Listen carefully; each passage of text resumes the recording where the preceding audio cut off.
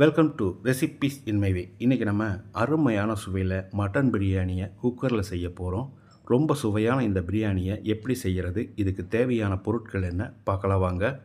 இந்த பிரியாணிக்காக 1/2 kilo mutton எடுத்து வச்சுருக்கேன். 2 கிளாஸ் அளவுக்கு சீரக சம்பா அரிசியை கழுவி எடுத்து ஊற வச்சிடலாம். அரிசியோட அளவு 600. குக்கரில் மட்டனை போட்டுக்கலாம். 1/2 டீஸ்பூன் மஞ்சள் தூள், 2 டீஸ்பூன் மிளகாய் தூள், 1 டீஸ்பூன் உப்பு, கொஞ்சமாக புதினா இலை, 1/2 கப் அளவுக்கு தண்ணி ஊற்றி கலந்து விட்டு குக்கரை மூடிடலாம். அதிகப்படியான தீயில 1 விசிலும், குறைஞ்ச தீயில 2 விசிலும் விட்டு எடுத்தால் மட்டன் நல்லா வெந்துடும்.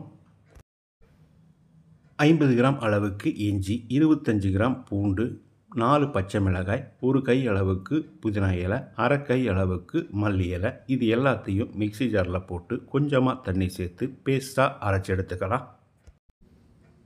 குக்கரில் 4 டேபிள் ஸ்பூன் எண்ணெய் ஊற்றிக்கலாம்.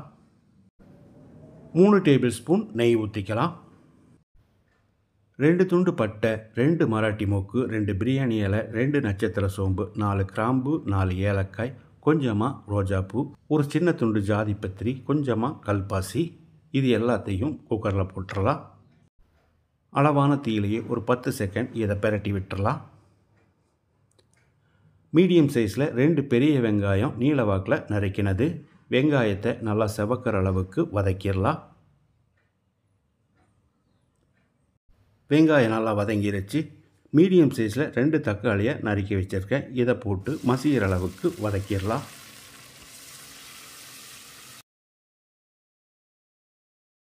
தக்காளி நல்லா மசிகிற அளவுக்கு வதங்கிருச்சு. இப்போ நம்ம அரைச்சி வச்சுருந்த பேஸ்ட்டை ஊற்றி ஒரு 2 நிமிஷம் நல்லா ஃப்ரை பண்ணணும்.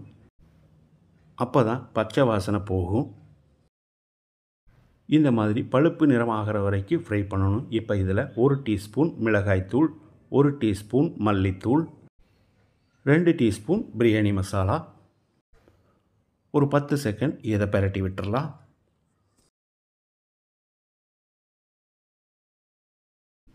இப்போ இதில் 1/2 கப் அளவுக்கு கெட்டியான புளிப்பில்லாத தயிர் சேர்த்து கலந்து விட்டுறலாம். ஒரு 30-40 செகண்ட் இதை கலந்து விடணும்.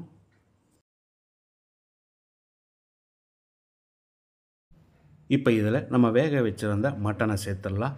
இதில் இருக்க தண்ணியை வடிச்சிட்டு மட்டனை மட்டும் சேர்க்கணும். அப்போ தான் தண்ணியோட அளவை நம்ம கணக்கு போட முடியும். மட்டனில் மசாலா பிடிக்கிற மாதிரி 1 நிமிஷம் நல்லா பிரட்டி விடணும். இப்போ இதில் அரிசிக்கு தகுந்த மாதிரி தண்ணி சேர்த்துக்கலாம். மட்டன் வேக வச்ச தண்ணி 1 கிளாஸ், கூட 2 கிளாஸ் தண்ணி சேர்த்துக்கலாம். 1 கிளாஸ் அரிசிக்கு 1.5 கிளாஸ் தண்ணிங்கிற கணக்கில் நம்ம சேர்த்துருக்கோம்.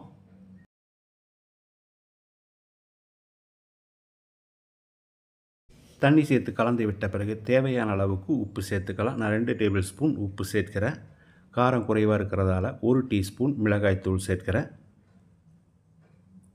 இதை நல்லா கலந்து விட்டுறலாம்.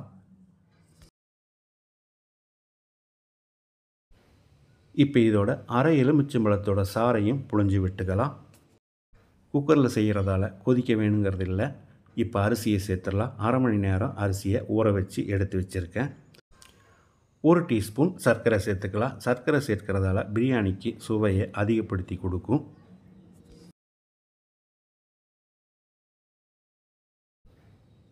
அளவான தீயில 3 விசில் விட்டு எடுத்துக்கலாம்.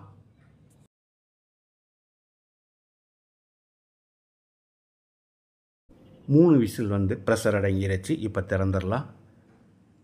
மணக்க நம்மளோட மட்டன் பிரியாணி ரெடி ஆகிருச்சு. பொடியாக நறுக்கின புதினா இலையும் கூடவே தேவையான அளவுக்கு நெய்யையும் ஊற்றிக்கலாம்.